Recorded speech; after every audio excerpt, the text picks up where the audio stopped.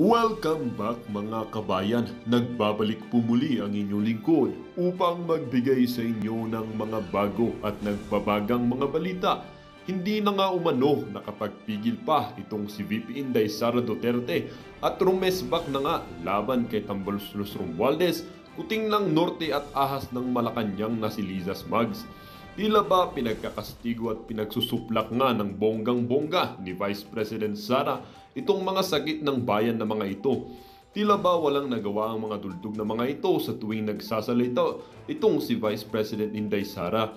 Dito nga natin makikita na kahit paanong gawing paninira ng mga tukmol na ito kay pinakamamahal nating si VP Inday Sara, ay wala din naman silang magawa sa tuwing si Vice President Inday naman ay magsasalita at tre-resback sa mga sakit ng bayan na ito. Kuting ng Norte at Liza Smugs na patunayang nagpupulburon session sa Europe. Dito nga natin makikita na wala silang pakialam na kahit mapahamak at mapahiya ang ating bansa, former President Rodrigo Roa Duterte meron namang ibinulgar na katotohanan na tuluyang magpapaligwak sa kuting na ito at sa Malacanang at kay Tambaloslos bilang Speaker ng Kongreso. Liza Smugs kinakabahan dahil mawawalan na siya ng kapangyarihan at natatakot bumalik na mamuhay bilang isang sibilyan.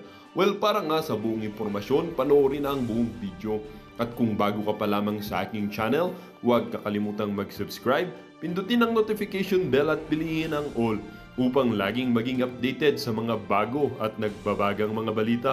At sa mga solid viewers naman natin dyan, maraming salamat po sa patuloy na pagtangkilik sa ating channel. Well, tuloy lang po ang laban para sa katotohanan at sa kinabukasan ng ating bayan.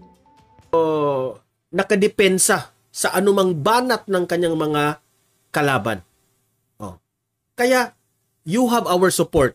Iboboto ka namin bilang presidente this coming 2028 dahil ikaw ay very brave, VP Sara. Sa lahat ng namumulitika ngayon, hindi mo